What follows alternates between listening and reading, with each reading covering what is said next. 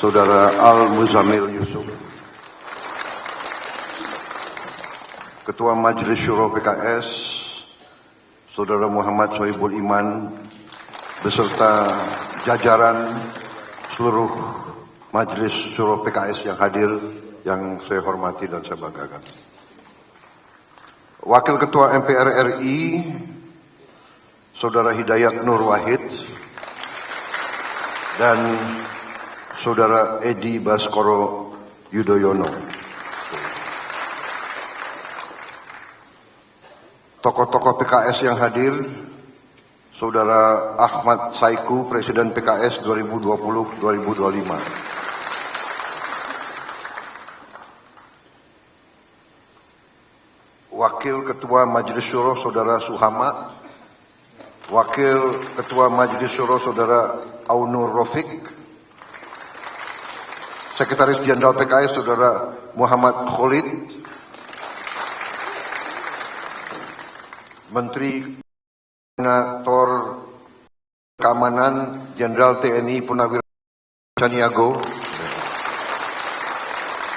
Menteri Koordinator Infrastruktur dan Pembangunan Wilayah, yang juga adalah Ketua Umum Partai Demokrat Saudara Agus Harimurti Yudhoyono, lebih dikenal AHY.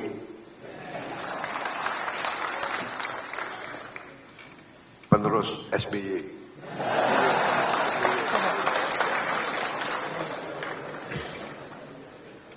Kok saya nggak disingkat ya?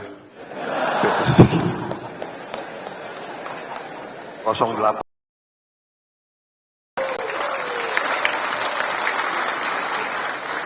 Tapi angka 8 itu selalu hadir di hidup saya.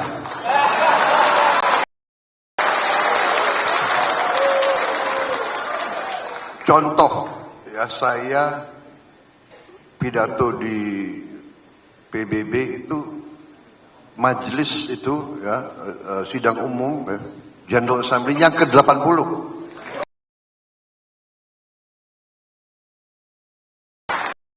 Hari ini adalah Munas ke-6. Tanggalnya 29. Benar? 2 tambah 9 adalah 11. Iya kan? 11 itu 2. September 9 kan? 2 tambah 9 11. 2 kan? 2025 9. Benar? Tambah 2 11.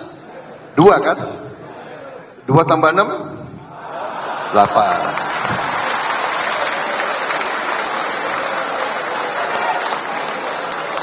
Jadi memang hari baik. Seharusnya saya diundang kemarin, benar ya?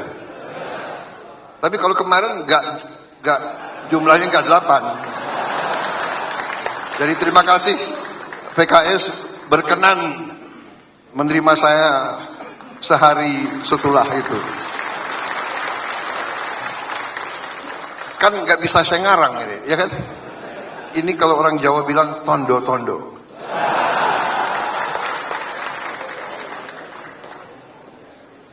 Ini presiden kalau kasih sambutan harus serius kan? Menteri Sekretaris Negara, Saudara Prasetyo Hadi, Menteri Ketenagakerjaan, Profesor Yasin.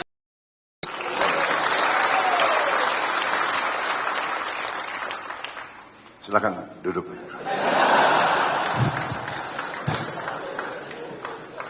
Udah hampir setahun, udah santai aja Pak, relax.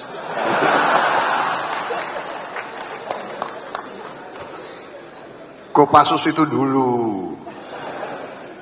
Saudara-saudara, saya terkesan sama PKS.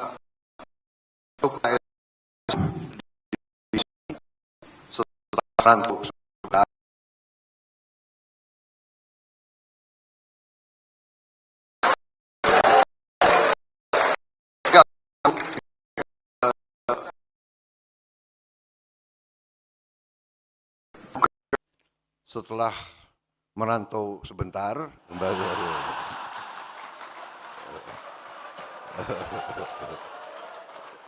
setelah gabung, ya kan, saya minta silakan ajukan kader yang terbaik untuk di kabinet, iya kan?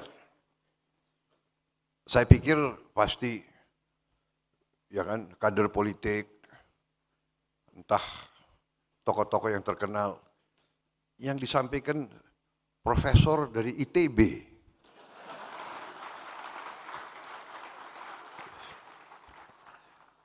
Boleh juga PKS ini. Jadi ternyata PKS ini juga punya suatu rasa tanggung jawab besar kepada negara. Yang diajukan teknokrat, ya, teknokrat. Walaupun saya percaya di semua partai banyak juga yang teknokrat yang capable dan saya alhamdulillah terima. Jadi saudara-saudara, terima kasih PKS sampai sekarang yang saudara tunjuk berprestasi, bekerja dengan sangat baik. Ya.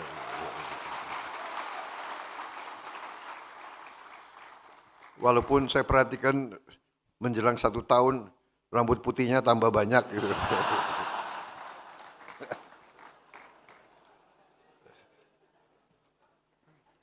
Sekretaris Kabinet Republik Indonesia, Letnan Kolonel Infanteri Teddy Indra Wijaya.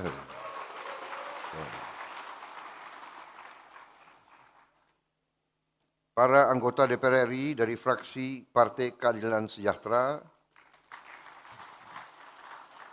yang saya muliakan para pimpinan ormas Islam yang hadir di sini, terutama yang saya banggakan, para pengurus Dewan Pimpinan Tingkat Wilayah Partai Keadilan Sejahtera, seluruh kader Partai Keadilan Sejahtera, beserta seluruh keluarga besar PKS dimanapun saudara berada.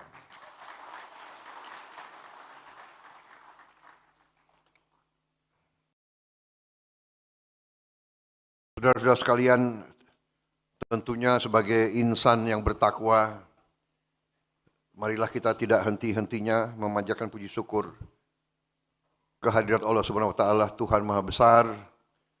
Hanya kepadanya lah kita berdoa dan hanya kepadanya lah kita meminta pertolongan. Sholawat dan salam kita haturkan kehadirat junjungan kita Imam Muhammad Rasulullah Sallallahu Alaihi Wasallam. Saudara-saudara sekalian, terima kasih atas undangan ini. Ini kehormatan yang besar bagi saya. Saya minta maaf tidak bisa hadir kemarin, tapi saudara-saudara sangat baik hati mempersilahkan saya hadir hari ini. Saudara-saudara, kita hadir, kita hidup dalam keadaan sekarang yang kita sama-sama merasakan. Dunia yang penuh dengan ketidakpastian bahkan dengan ancaman. Perang di mana-mana terjadi. Perang dahsyat yang di luar bayangan kemanusiaan kita. Bahkan di Eropa mereka sangat khawatir meletusnya perang dunia ketiga dengan perang nuklir. Saudara-saudara sekalian, bencana kemanusiaan, katastrof, di mana puluhan ribu ibu-ibu, anak kecil, orang tua yang tidak berdosa menjadi korban yang luar biasa. Ini terjadi. Saudara-saudara sekalian, ini terjadi di tengah bangsa kita sedang membereskan rumah tangga kita, sedang membereskan diri kita sendiri, sedang membereskan kehidupan kita. Saudara-saudara, kita merasakan semua kekurangan-kekurangan bangsa kita. Dalam pidato saya pertama di hadapan MPR RI waktu saya disumpah, dilantik, saya sudah mengatakan kita harus berani menghadapi, menatap, melihat kekurangan kita sendiri. Kita harus berani melihat kekurangan bangsa kita sendiri.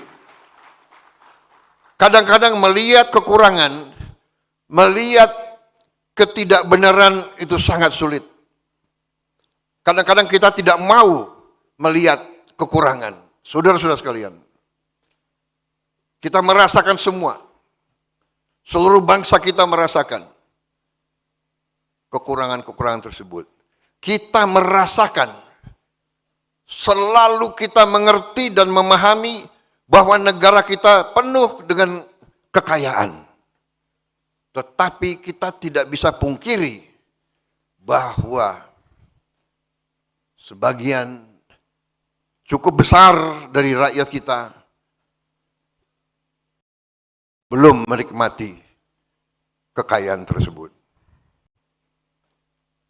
Sebagian rakyat kita masih hidup dalam kesusahan, masih hidup dalam kesulitan, masih hidup dalam kemiskinan.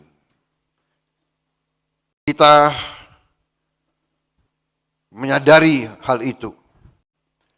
Masalah-masalah yang kita hadapi, masalah-masalah yang diutarakan oleh banyak pakar di mana-mana, kita fahami. Saudara-saudara fahami. Karena itulah saudara berpolitik. Saya ingatkan, apa arti politik? Arti politik dalam ilmu, ya, arti politik, kalau kita buka buku-buku, arti politik adalah keinginan untuk memperbaiki kehidupan rakyat. Itu arti politik. Keinginan untuk memperbaiki kehidupan rakyat. Itu arti yang murni dari politik. Tapi ternyata karena manusia penuh dengan nafsu, penuh dengan naluri-naluri yang ingin dominasi, ingin berkuasa untuk kepentingan sendiri, terjadi pengertian yang negatif. Artinya adalah bahwa politik adalah keinginan merebut kekuasaan dan bahkan dengan segala cara. Benar, politik adalah berurusan dengan kekuasaan. Tapi kekuasaan itu harus diminta dari rakyat. Rakyat harus memberi kekuasaan secara sukarela, secara legowo, secara ikhlas. Baru si penerima kekuasaan harus menerima kekuasaan dan menggunakan kekuasaan dengan searif-arifnya, dengan sejujur-jujurnya, dan dengan seutuhnya bekerja untuk yang memberi kekuasaan tersebut. Baru suatu negara itu berhasil. Negara ada berapa macam di dunia ini? Negara yang berhasil dan negara yang tidak berhasil. Tentunya kita ingin jadi negara yang berhasil. Sebagaimana dikatakan tadi oleh Presiden PKS, negara yang berhasil adalah negara di mana semua rakyat bisa hidup dalam kecukupan. Kemakmuran dirasakan oleh seluruh rakyat Indonesia. Itu tujuan kita. Jadi saudara-saudara, PKS sebagai partai politik dengan Demokrat, dengan Gerindra, dengan partai-partai lain, kita membentuk partai politik Karena itu adalah pilihan kita sebagai bangsa. Kita memilih hidup secara demokrasi. Demokrasi yang kita pilih adalah demokrasi melalui keterwakilan. Pelaku demokrasi adalah partai-partai politik. Dan kita lakukan melalui kedaulatan rakyat. Kedaulatan rakyat diberikan melalui pemilihan umum dan pemilihan daerah. Ini konsensus, ini kesepakatan, ini keputusan politik. Jadi, kalau kita ingin berhasil sebagai bangsa, kita harus sepakat dengan hal ini. Dan kita harus konsekuen dengan hal ini. Dan kita harus patuh dengan keputusan rakyat. Saudara-saudara sekalian, dalam kurun waktu 80 tahun kita telah mengalami pasang surut, kita pernah mengalami perang ideologi, kita pernah mengalami perang saudara, kita pernah mengalami gangguan-gangguan dari mana-mana, tapi alhamdulillah kita sekarang utuh, kita sekarang kuat, kita sekarang masih berdiri di atas kaki kita sendiri. Kita mengerti banyak kekurangan. Antara lain, kita tidak bisa pungkiri korupsi masih sangat berlaku di bangsa kita ini. Memang kita mengerti hampir semua negara ada korupsi. Tapi korupsi di kita harus kita akui. Menurut saya dalam keadaan yang sangat-sangat memprihatinkan. Rakyat sudah mengerti, rakyat tahu, dan pemerintah yang saya pimpin, saya sendiri sebagai mandataris, penerima mandat dari rakyat, penerima kekuasaan dari rakyat, saya bertekad untuk memenuhi janji dan sumpah saya kepada bangsa dan rakyat Indonesia.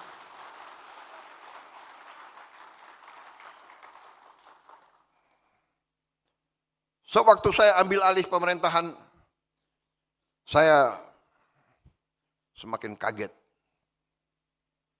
Saya tidak menduga parahnya korupsi tersebut. Tapi saya bertekad, saya harus tegakkan pemerintah yang bersih.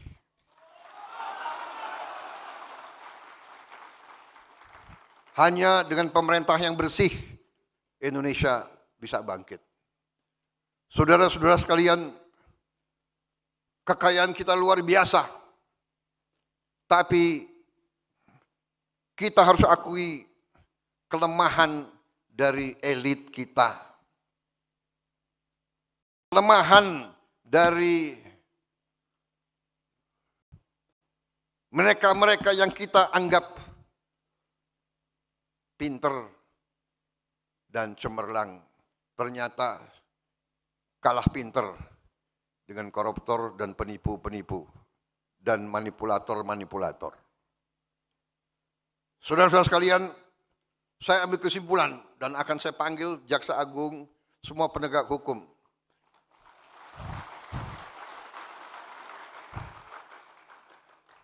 Ini PKS banyak juga tepuk tangannya ini. Sayang pemilu masih lama itu. Enggak. Kembali nih, serius, ini serius. Kalau banyak emak-emak aku grogi juga di sini. Enggak, ini serius ya, kembali. Saya akan panggil, ternyata iya, koruptor-koruptor itu memang luar biasa lihainya dan merugikan bangsa cukup parah.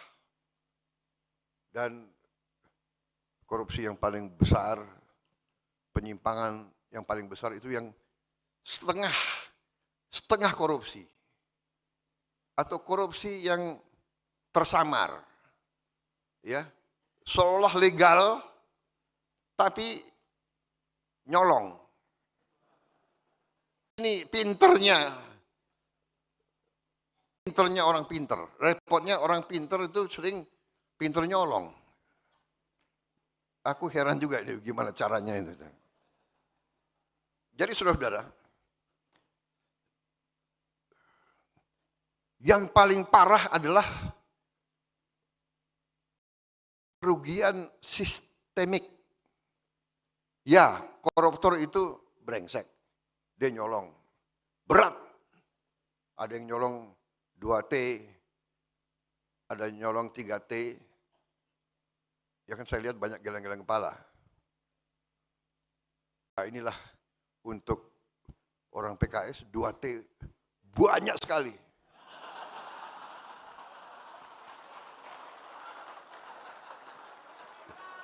Benar ya?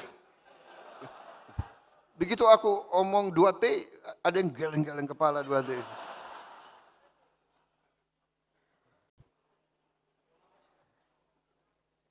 Kalau saya cerita berapa ratus T uang negara yang hilang hampir tiap tahun, mungkin kalian nggak geleng-geleng kepala lagi kalian. Harus panggil dokter. Serius. Ini saya karena banyak wartawan, saya harus hati-hati bicara.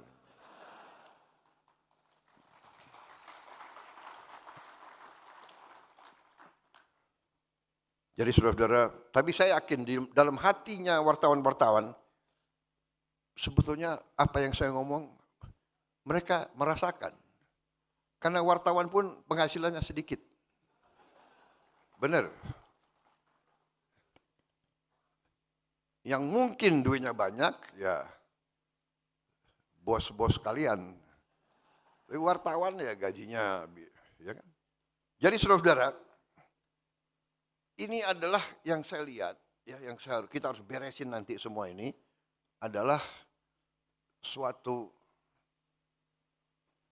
menurut saya, perampokan sistemik. Sistem yang dibuat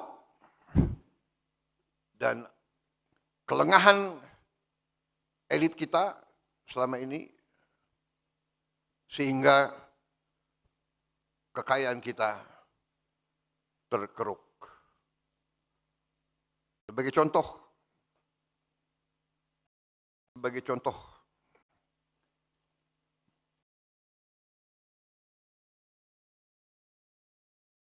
di Bangka Belitung yang untuk cukup lama menjadi pusat tambang timah terkemuka di dunia.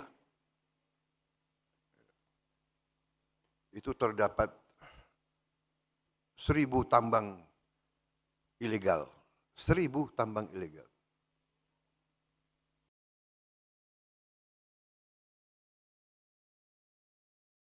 Mulai tanggal 1 September kemarin, saya perintahkan TNI, Polri, Bea Cukai bikin operasi besar-besaran di Bangka Belitung. Menutup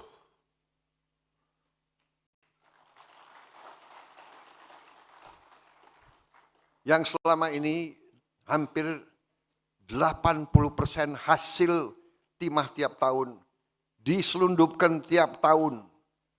80% timah kita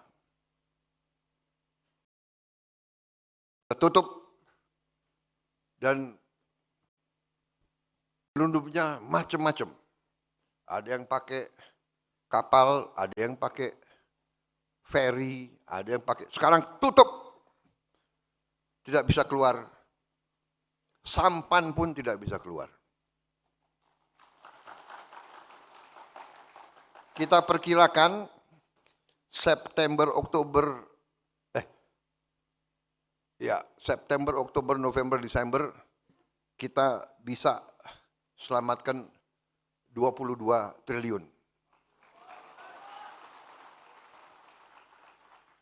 Tahun depan kita perkirakan kita bisa selamatkan 45 triliun. Dari 2 pulau ini saja. Tetapi yang lebih merisaukan tapi juga memberi harapan, ternyata limbahnya memiliki nilai yang sangat tinggi. Karena limbahnya ternyata berisi mineral-mineral yang disebut tanah jarang, rare earth.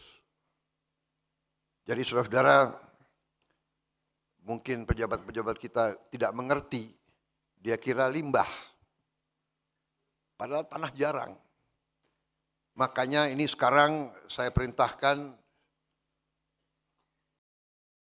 Bea Cukai itu harus merekrut beberapa ahli-ahli kimia supaya ngecek. Dia lihat pasir, padahal ini pasirnya nilainya luar biasa. Saudara-saudara, di banyak bidang sama. Nikel, batu bara, boksit, hampir semua. Terdapat tambang-tambang ilegal yang sangat besar dan sangat banyak. Ini saya perintahkan untuk segera ditertibkan, dibersihkan. Tambang ilegal ditutup atau diambil alih untuk negara. Saudara-saudara sekalian,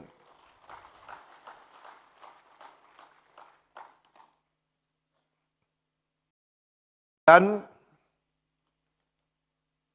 ini menjanjikan bahwa bila kita tegakkan ini, insya Allah penerimaan negara jauh lebih besar, kebocoran-kebocoran kita tutup, sehingga negara akan punya kemakmuran.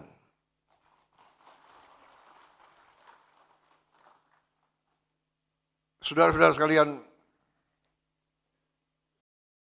masalah ini ternyata menyinggung kekuatan-kekuatan besar yang selama ini menikmati penyimpangan sistemik ini. Menikmati penyimpangan sistemik ini. Dan mungkin mereka terusik, mungkin mereka sedang menyusun perlawanan.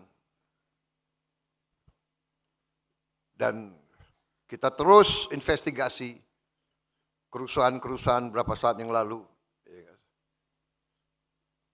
Yang kita melihat indikasi ada keterlibatan kekuatan-kekuatan tertentu untuk bikin gaduh, untuk menghentikan pembangunan dan kebangkitan ekonomi Indonesia. Karena mereka tidak ingin Indonesia makmur. Mereka tidak ingin rakyat Indonesia hidup sejahtera. Mereka ingin meneruskan paradoks yang kita alami sekarang. Kekayaan begitu besar hanya dinikmati oleh segelintir orang saja. Ini yang akan saya lawan, ini akan saya lawan. Dan saya berharap saudara-saudara sekalian, semua partai politik termasuk PKS bersama saya, mari kita lawan ini.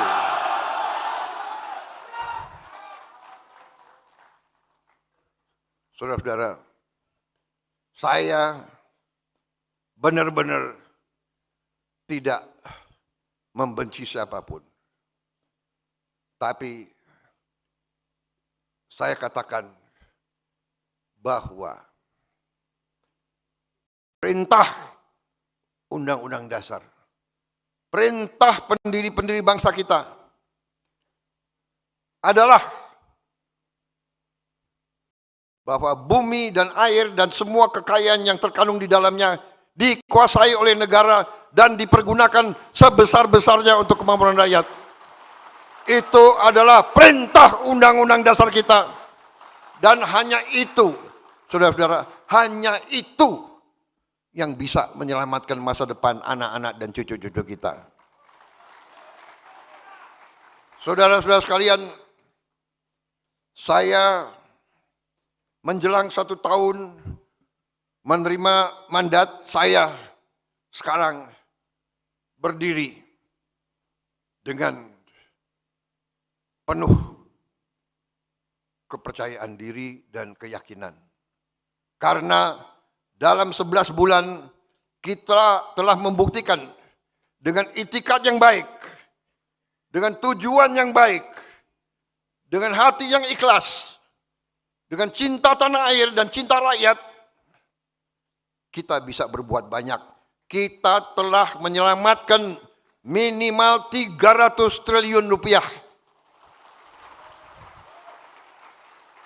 300 triliun rupiah inilah yang kita pakai untuk makan bergizi gratis.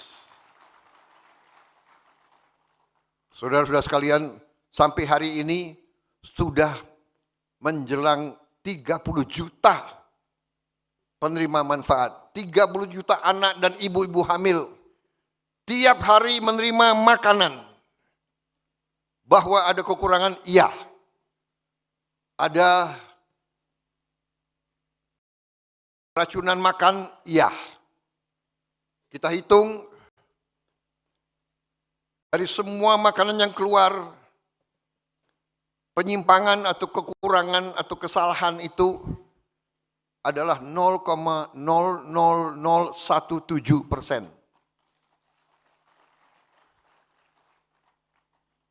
Ini tidak membuat bahwa kita puas dengan itu. Tapi namanya usaha manusia yang demikian besar, yang belum pernah dilaksanakan, saya kira dalam sejarah dunia. Brasil memerlukan 11 tahun untuk mencapai 40 juta penerimaan manfaat. Presiden yang cerita sama saya, mereka butuh 11 tahun. Kita 11 bulan sudah 30 juta.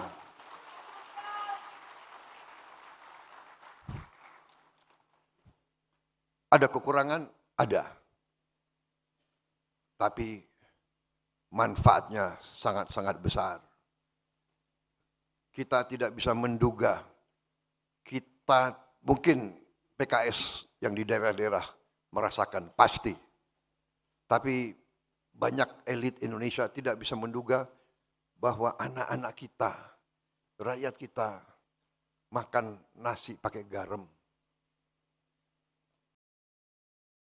Ini kita buktikan bahwa kita bisa memberi sesuatu, memberi bantuan, memberi apa yang mereka butuh. Saudara-saudara sekalian, dengan program makan bergizi ini menjadi strategis, menjadi sesuatu yang di luar ekspektasi kita. Ternyata dengan makan bergizi ini kita bisa menciptakan lapangan di akhir tahun, di awal tahun depan, Januari Februari, 1,5 juta lapangan kerja baru. Kita telah berhasil menghidupkan ekonomi rakyat. Bahwa tiap hari kita butuh telur, kita butuh sayur, kita butuh ikan, kita butuh ayam, kita butuh bahan-bahan dari kampung-kampung itu sendiri, dari kecamatan-kecamatan itu sendiri. Di puncaknya nanti tahun depan, kita akan gelontorkan mendekati 300 triliun untuk makan bergizi. 300 triliun, persisnya berapa Menseknek? 335 triliun.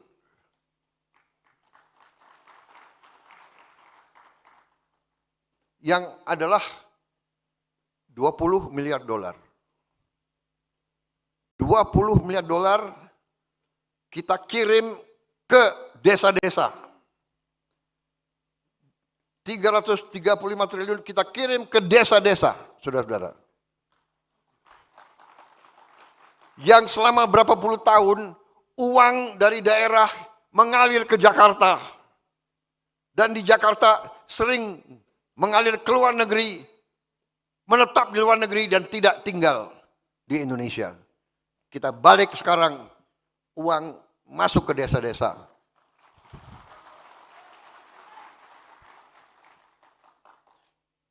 Dan saudara-saudara, dalam ilmu ekonomi, ada yang disebut the philosophy of money. Kalau 1 rupiah beredar di suatu tempat, rupiah itu bisa menimbulkan 2, 3, 4 rupiah baru yang beredar.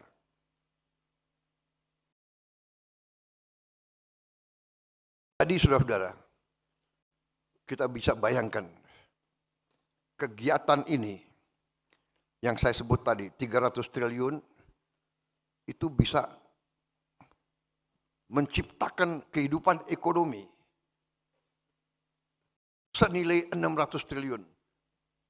Mungkin 900 triliun. Karena apa?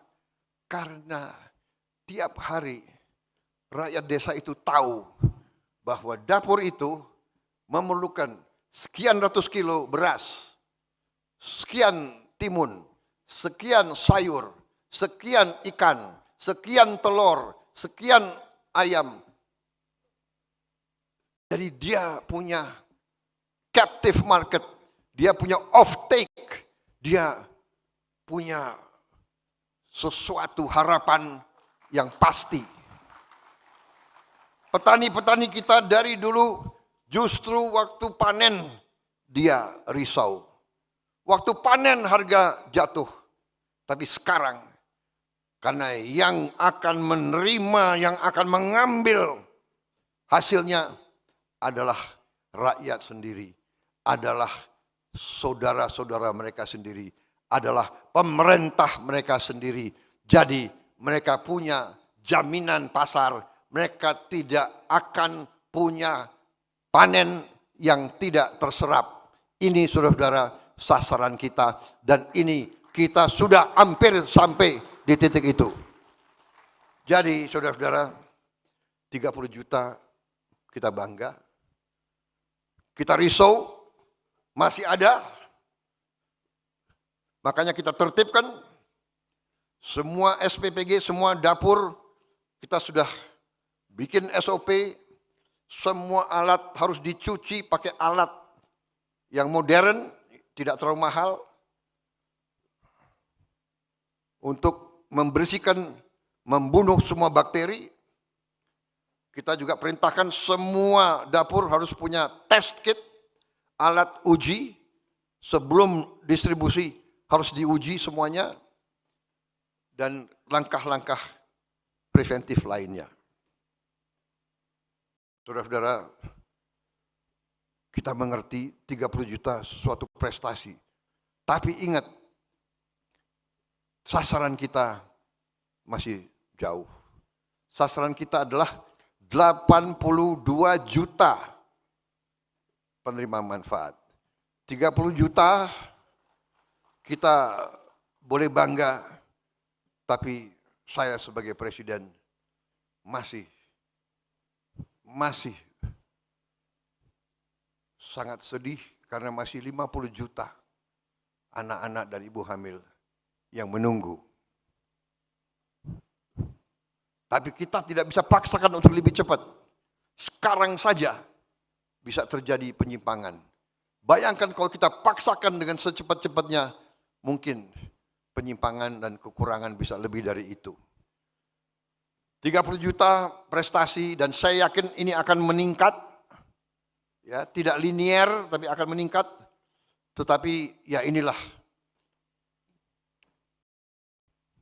Sebagai seorang pemimpin, sebagai seorang bapak, saya bangga dengan 30 juta tapi saya masih ingat 52 juta anak-anak kita masih berharap, masih menunggu dengan ibu-ibu hamil.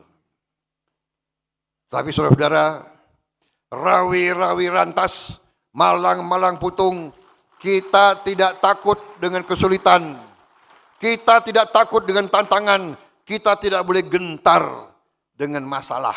Kita selesaikan, kita hadapi, kita atasi, kita kerja keras untuk rakyat yang kita cintai, saudara-saudara. Saudara-saudara sekalian,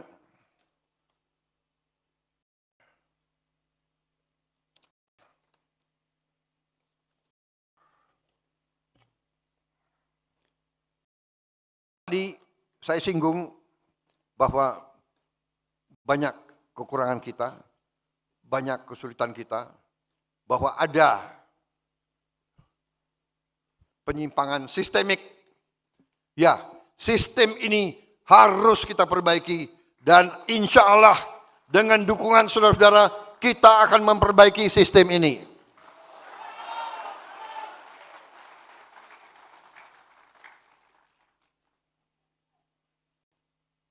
Tidak ada pilihan lain untuk menyelamatkan yang sekian ratus juta rakyat. Kita harus berani memperbaiki sistem yang keliru, sistem yang salah, sistem yang memungkinkan kekayaan kita diambil tiap hari, tiap bulan, dibawa ke luar negeri dan tidak kembali ke Indonesia. Ini harus kita hentikan dan akan kita hentikan. Saya mohon doa saudara-saudara, saya mohon dukungan saudara-saudara supaya Presiden Prabowo Subianto lebih berani lagi, saudara-saudara.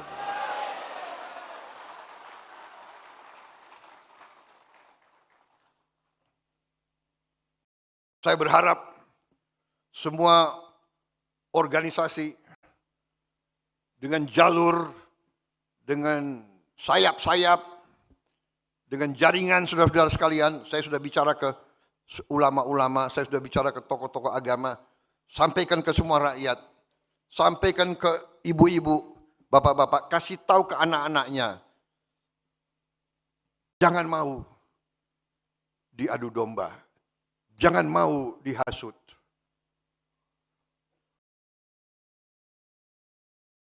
Kalau memperjuangkan demokrasi, kalau memperjuangkan hak asasi manusia, kalau memperjuangkan keadilan, kalau memperjuangkan perlawanan terhadap korupsi, tidak dengan kerusuhan, tidak dengan bakar-bakar, saudara-saudara sekalian. Apalagi yang dibakar, dibangun dengan uang rakyat. Katanya memperjuangkan demokrasi, lembaga demokrasi, gedung DPR, DPRD dan dibakar. Membuat kerusuhan, membuat bom molotov. Ini adalah kejahatan. Ini bukan aktivis, bukan pejuang demokrasi, bukan pejuang keadilan. Mereka hatinya jahat. They are evil. Mereka zolim. Mereka ingin membuat kekacauan. Mereka ingin mengadu domba. Mereka ingin menghentikan kebangkitan bangsa Indonesia. Selalu diberikan pesimisme. Selalu diberikan gambar yang menurunkan harapan. Saudara-saudara, saya juga bisa. Saya punya data itu semua. Tapi saya harus menyaring. Dan saya harus melihat Dan saya melihat bahwa tadi baru berapa bulan, tapi dengan itikat baik, dengan niat untuk melakukan pemerintahan yang bersih, kita buktikan kita bisa menyelamatkan 300 triliun, mungkin lebih.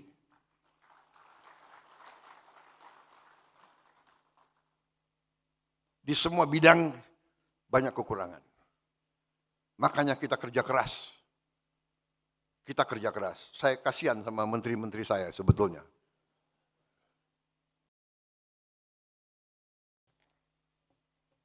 Malam minggu ratas. Hari minggu ratas. Karena saya katakan kepada mereka.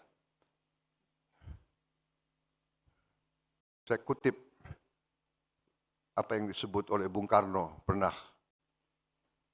The hungry stomach cannot wait. Perut yang lapar tidak bisa menunggu. Anak-anak yang berharap tidak boleh menunggu lama-lama lagi. Kita harus kerja keras. Dan kita sedang kerja keras. Saudara-saudara, prestasi pemerintah yang saya pimpin cukup membanggakan, karena itu sekarang kalau saya diundang oleh parpol, saya semangat datang.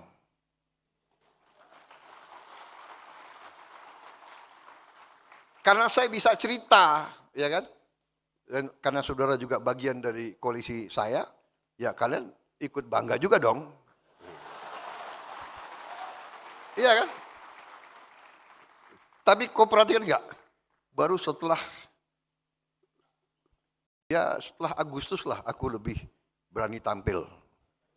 Benar? Terus terang aja, bulan-bulan pertama pemerintah komunikasinya kurang, saya akui. Karena kita lagi kerja. Kita komunikasi sering, bicara baik-baik, tapi hasilnya nggak ada. Malu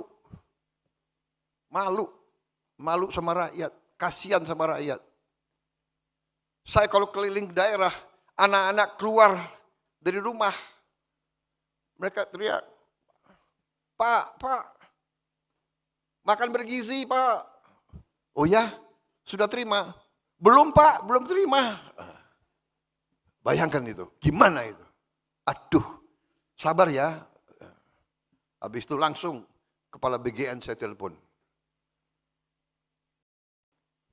Kepala BGN sudah botak kepalanya itu.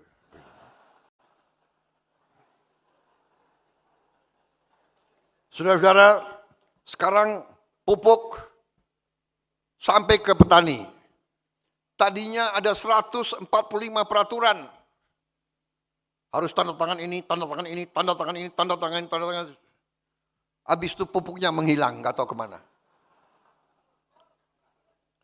Ya, saya pernah diberitahu waktu saya hapus semua itu, saya perintahkan dari pabrik pupuk milik negara, pupuk disubsidi oleh negara, uang rakyat, maka pupuk itu harus langsung ke petani. Jangan terlalu banyak perantara. Habis itu ada yang sampaikan ke saya, Pak, nanti Bapak kehilangan loh, kehilangan dukungan. Kenapa? Pak, ada 27.000 distributor. Sekarang mereka kehilangan, Pak. 27.000 distributor. Saya bilang, berapa petani yang ada di Indonesia? 30 juta kakak dengan suami istri, 100 juta. Menang mana? 27.000 atau 100 juta?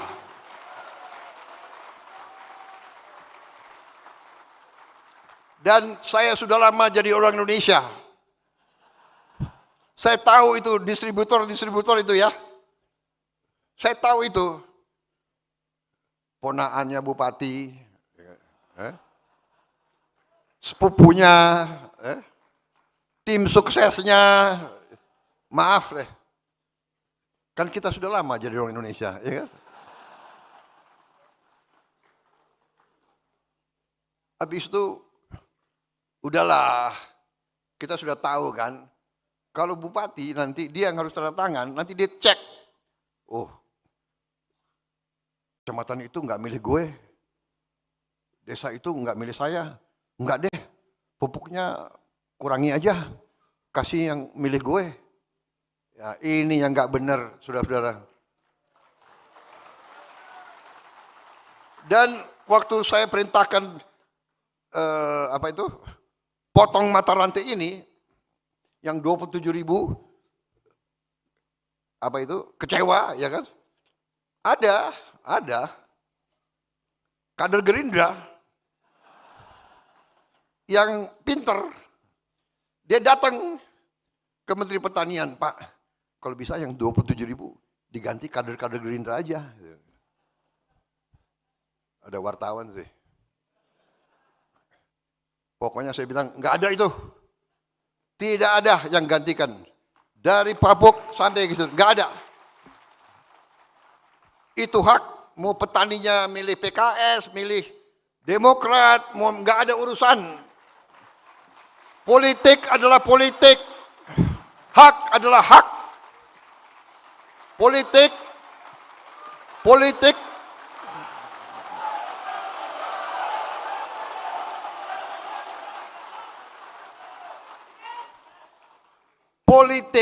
itu di kotak suara. Urusan si warga negara dengan hati nuraninya dan dengan yang maha kuasa di atas. Nggak ada urusan. Namanya kader kan, lihat kesempatan. Nggak ada. Nggak ada kader-kader Gerindra yang datang-datang lagi ke menteri-menteri. Macam-macam lagi, nggak ada itu. Ya kan? Saudara-saudara, dan kenyataan, coba cek. Ya kan, di mana coba? Sumatera Barat saya kalah. Ya kan?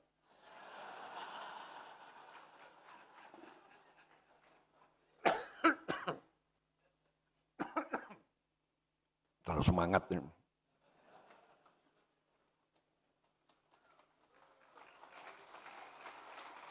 Minta izin boleh ya?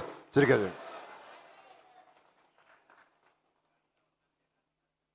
Panitia saya dibatasi sampai jam berapa nih?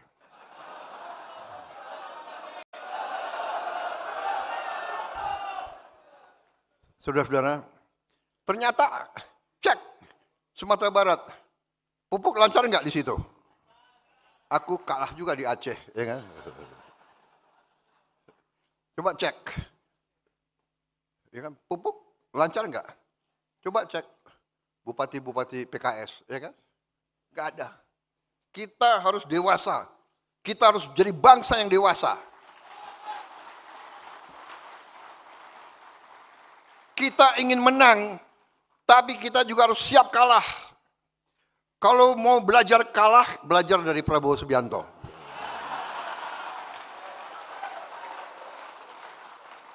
Lima kali pemilihan, 4 kali kalah. PKS ikut-ikut lagi.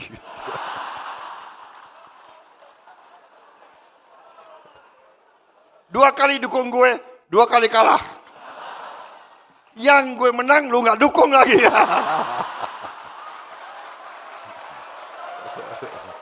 Tapi oke, yang liwat-liwat, kita bersatu sekarang untuk bangsa dan negara. Saudara-saudara, ya politik seperti itu, politik juga harus rame, ya kan? Nggak ada masalah. Aku tuh terus terang aja loh, saya tuh nggak dendam sama Anies, enggak. Kalau ya dikasih nilai 11 itu gue nggak apa-apa itu. Bener loh. Sebetulnya dia yang bantu aku menang, saudara. Karena emak-emak kasihan gitu loh. Iya kan? Saudara-saudara, kalau debat presiden atau kan nggak menarik. Rakyat seneng lihat apa itu? Lihat rame-rame seneng, bener nggak? Jujur. Iya kan? Jadi saudara-saudara, kita harus demokrasi yang dewasa. Ya kan? Siapa presiden, siapa wakil presiden, siapa, ya oke. Yang penting siapapun kita bersatu, kita kerja untuk bangsa dan negara.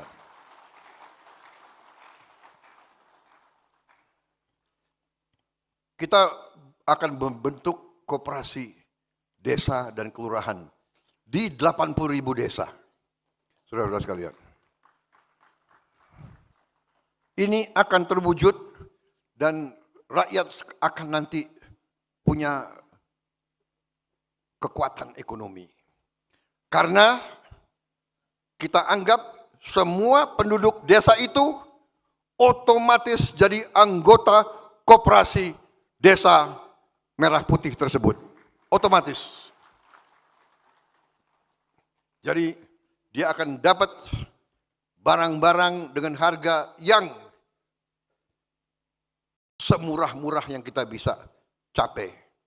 Kita percepat mata rantai distribusi. Semua produksi mereka kita bisa serap.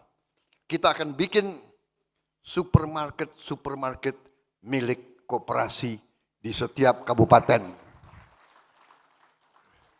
Kita akan bikin hypermarket di tiap provinsi dan hypermarket di pusat Indonesia. Jadi semua produk dari petani kita, nelayan kita, UMKM kita beri tempat, beli pasar yang baik, yang bagus. Saudara-saudara sekalian. Kita sudah hitung bahwa hitungan kita akan meringankan beban hidup rakyat kita dengan signifikan. Beras akan murah, minyak goreng akan murah, LPG bersubsidi akan sampai, pupuk bersubsidi harus sesuai harga jual, dan nanti kita akan bikin tenaga surya di tiap desa. Sehingga nanti tiap desa kita akan mandiri. Saudara-saudara.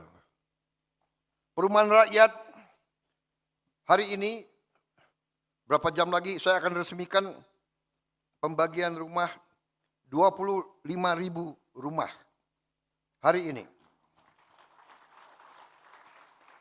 Kita sudah tingkatkan kuota, fasilitas, likuiditas, pembiayaan perumahan ke 350.000 penerima.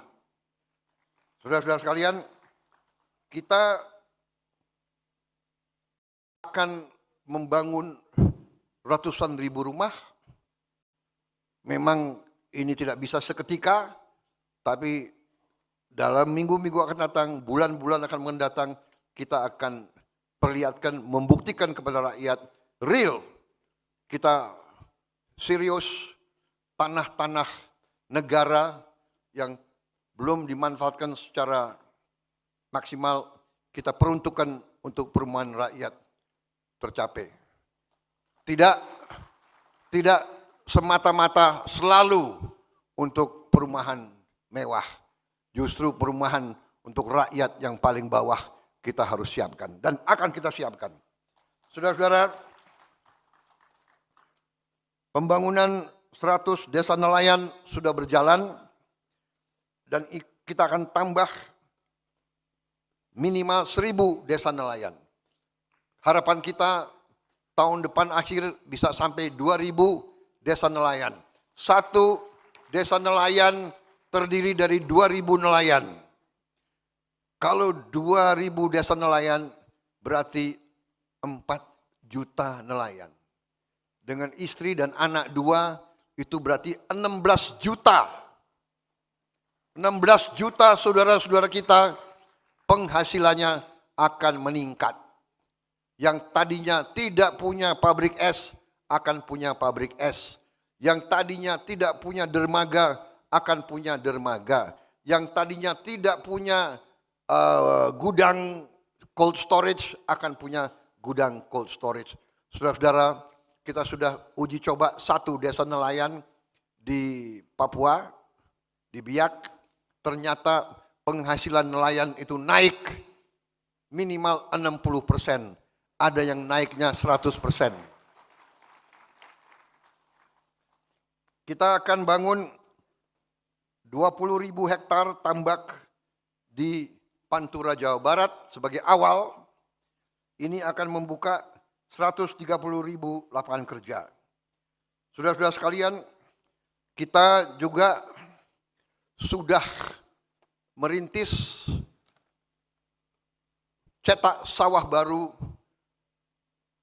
480.000 hektar. Yang sudah dikerjakan adalah 280.000 hektar. Saudara-saudara,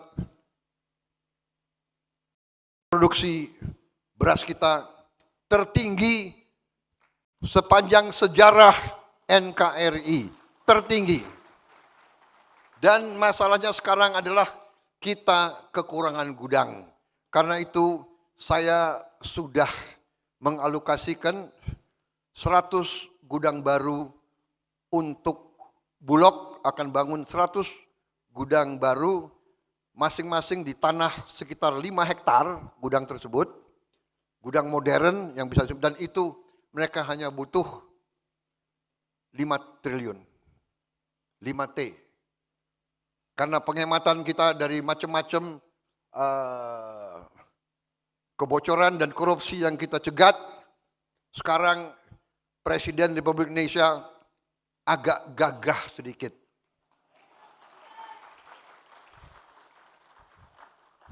Kalau untuk kepentingan rakyat, setuju. Turunkan uang segera. Saudara-saudara sekalian. Kalau untuk hura-hura, kita kurangi.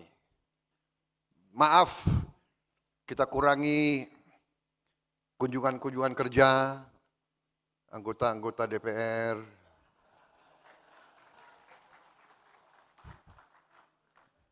Saudara-saudara, ya. Kunjungan kerja, apa itu, FGD, ya. Rapat-rapat di mana-mana, ya, kita kurangi. Saudara-saudara,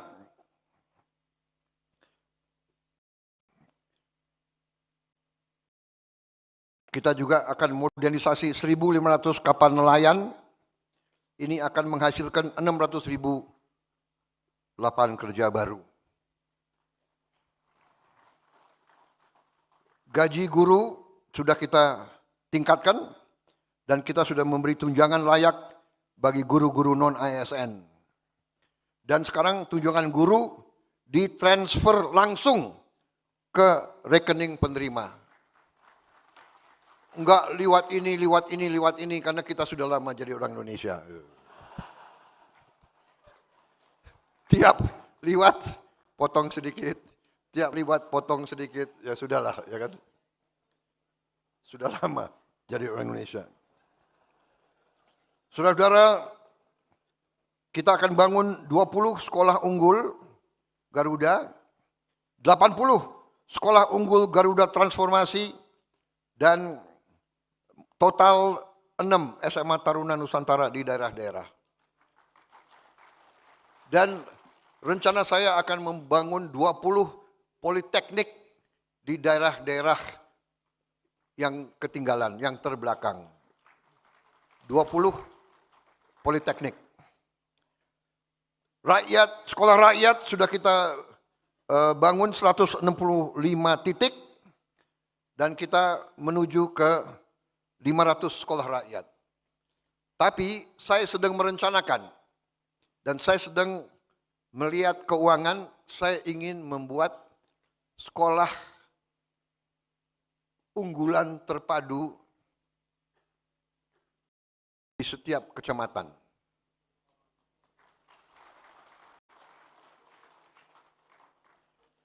Saya tidak tahu berapa tahun akan tercapai, tapi kita harus berani mulai, saudara-saudara sekalian.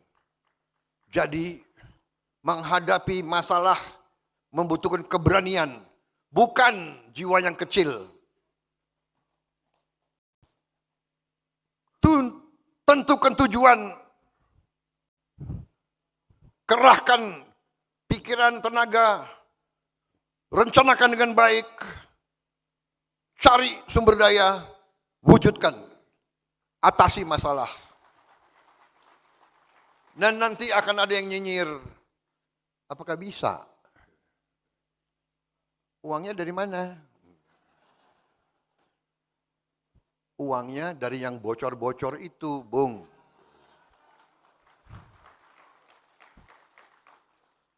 Saudara-saudara, tahun ini juga akan kita bagi 330.000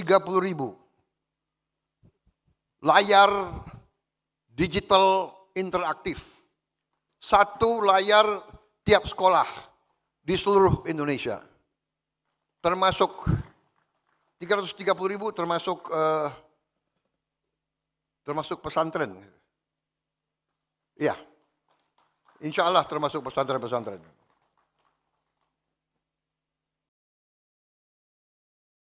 Saudara-saudara, artinya di tiap sekolah tahun ini baru satu tiap sekolah. Tapi tahun depan kita akan tambah 3 layar tiap sekolah. Jadi nanti tiap sekolah akan punya 4 layar. Di layar itu, bagi sekolah-sekolah yang di daerah kesulitan guru-guru tertentu, kita akan siarkan pelajaran dari pusat. Dengan guru-guru terbaik. Dengan animasi, dan layar ini ternyata adalah layar interaktif. Jadi dari pusat kita bisa buka, chat, kita cek. SMP sekian, desa sekian, kecamatan sekian, kita buka, tak, kelihatan. Gurunya ada atau tidak. Ya kan? Kita bisa monitor. Saudara-saudara, ini jalan pintas kita. Kita harus kerahkan semua upaya kita untuk tingkatkan kemampuan pendidikan anak-anak kita. Anak-anak kita adalah masa depan kita.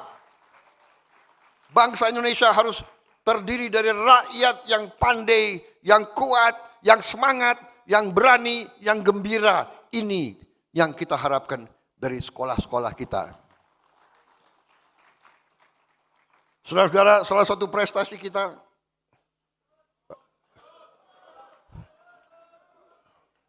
sepuluh menit ya.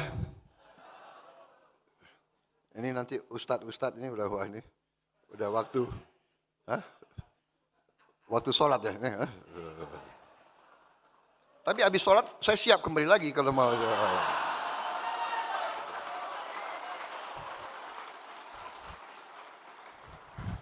Salah saudara-saudara sekalian ngundang saya itu. Prabowo Subianto jangan dikasih podium. Di PBB aja saya lupa pakai pukul-pukul meja itu. Sampai saya disindir-sindir oleh Trump, dia bilang gitu. Ini orang pukul-pukul meja, dia bilang. Ini dia lagi semangat. Bagaimana kalau dia marah? Aduh, minta ampun, ini adik kuasa. Saudara-saudara, salah satu prestasi kita yang harus kita syukuri, kita telah membentuk suatu dana Sovereign Wealth Fund, dana kedaulatan, yang kita beri nama Danantara Indonesia. Danantara adalah singkatan Daya Anagata Nusantara. Daya, energi, kekuatan, Anagata, masa depan Nusantara. Jadi dana ini adalah kekuatan energi masa depan Indonesia. Ternyata kaget, banyak di antara kita termasuk saya tidak menduga kalau kita kumpulin semua aset milik negara nilainya adalah lebih dari 1.000 miliar dolar. 1 triliun. 1060. Kumpulin semua. Ternyata kita ketemu aset di sini, aset di sini, aset di sini. Luar biasa itu. Jadi banyak birokrat kita yang pinter sembunyikan aset.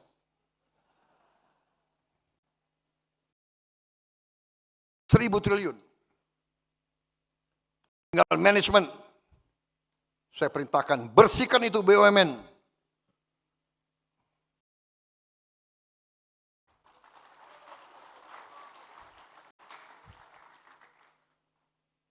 Kadang-kadang nekat-nekat mereka itu, ya. Diberi kepercayaan oleh negara. Dia kira itu perusahaan nenek moyangnya. Perusahaan rugi, dia tambah bonus untuk dirinya sendiri. Brengsek banget ini.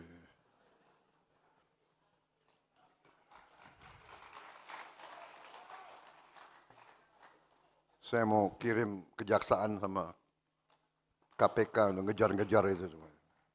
Bagaimana? Sudah perlu dikejar atau tidak?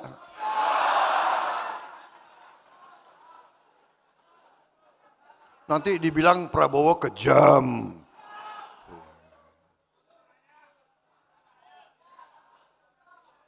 Saudara-saudara,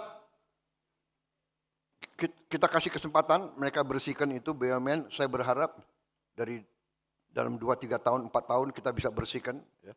Saudara-saudara, kalau dagang yang biasa, ya, itu harusnya hasilnya itu yang wajar itu 10% dari aset. Kalau aset kita 100, harusnya tiap tahun kita dapat hasil 10%. Iya kan? Jadi dari 1.000 miliar dolar harusnya negara kita dapat hasil 100 miliar dolar tiap tahun. 100 miliar dolar berapa itu? Menseknek. Menseknek ini ahli hitung. Berapa? 100 miliar dolar. Kali 16 ribu. 1.600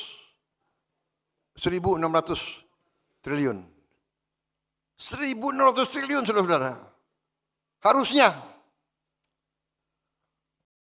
Oke, karena kita orang Indonesia yang 10%.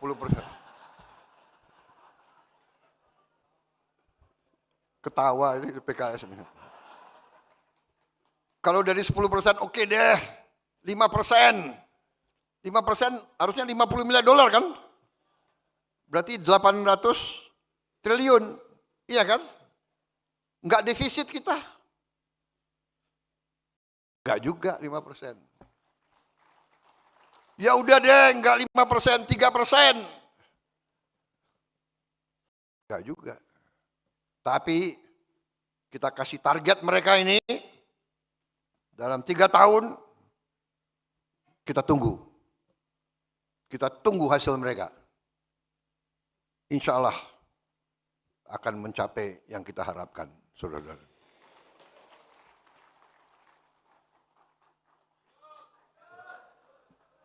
Masih ada 5 menit. Saudara-saudara, saya percaya Danantara akan menciptakan jutaan lapangan kerja. Jutaan lapangan kerja. Cek kesehatan gratis pertama kali dalam sejarah Republik Indonesia sekarang sudah sampai 36 juta warga negara. Termasuk ibu hamil. Saudara, pemerintah sudah berhasil menguasai kembali 3,2 juta hektar kebun kelapa sawit yang bermasalah, yang melanggar aturan, yang tidak tertib, yang tidak memenuhi kewajiban-kewajibannya, sudah dikasih tahu peringatan berkali-kali, bandel tidak mau, kita kuasai kembali. Tidak ada alasan kita kembali sekarang milik negara. Dan ini akan membuka lapangan kerja minimal 1 juta lapangan kerja.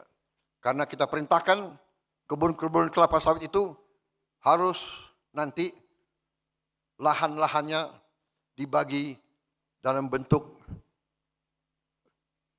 inti rakyat. Jadi tiap rakyat yang perlu dan yang ingin, yang akan kita bagi 2 hektar masing-masing untuk dikelola. Jadi bukan korporasi besar kerjasama dengan rakyat kecil. Ini yang kita inginkan, ini adalah ekonomi kekeluargaan. Yang kuat, narik yang lemah, sama-sama kita meraih kemakmuran, saudara-saudara sekalian. Kita juga harus segera bangun tanggul laut Pantura Jawa. Untuk selamatkan pantai utara Jawa, segera akan kita mulai membangun tanggul sepanjang 535 km.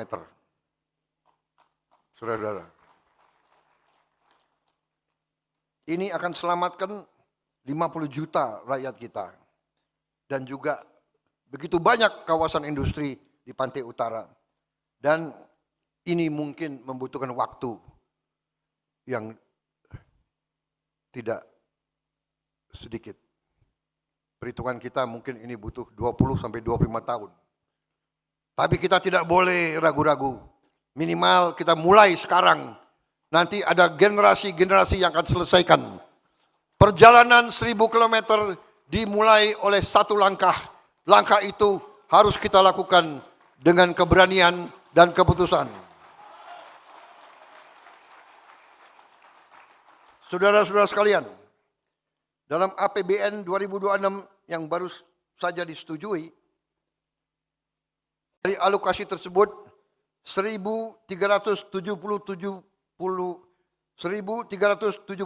triliun akan langsung ke rakyat, tidak kemana-mana, langsung ke rakyat, yaitu teruskan program Keluarga Harapan, beasiswa, sembako, bantuan iuran BPJS, renovasi sekolah, cek kesehatan gratis, dan semua program kita.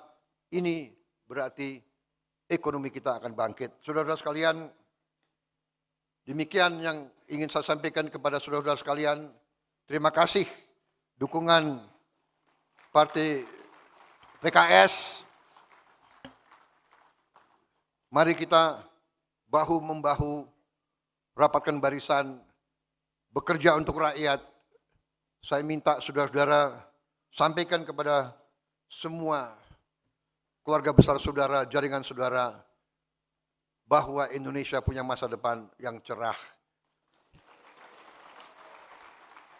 Syaratnya kita harus pandai menjaga dan mengelola kekayaan kita. Saudara-saudara sekalian,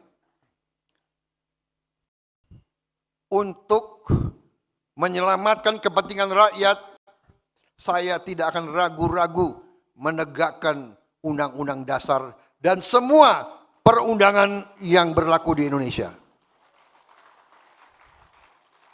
Kalau ada yang menganggap pemerintah Indonesia ini bodoh, pemerintah Indonesia lemah, pemerintah Indonesia bisa dibeli, kalau ada yang menganggap itu terus, saya kira mereka akan terus kaget.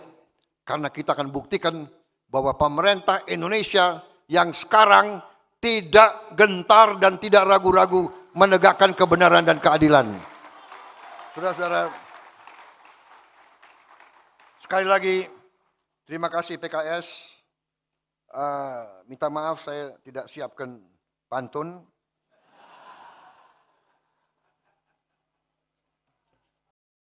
Tapi saya masih ingat pantun lama saya. 1, 2 cempaka biru, 3, 4 dalam jambangan. Biarlah saudara mendapat kawan baru, kawan lama dilupa jangan.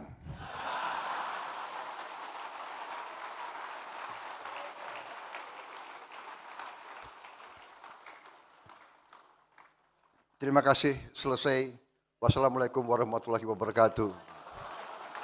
Salam sejahtera kita.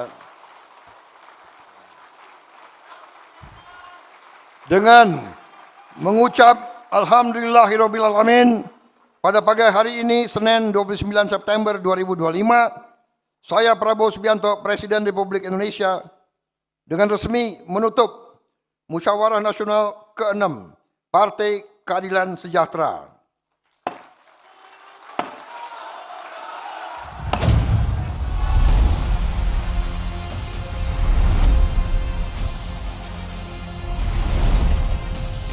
Allahu Akbar!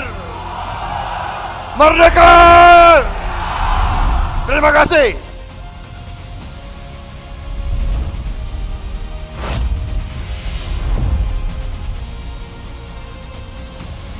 Hadirin yang kami hormati, demikianlah acara Munas ke-6 Partai Keadilan Sejahtera telah selesai dilaksanakan.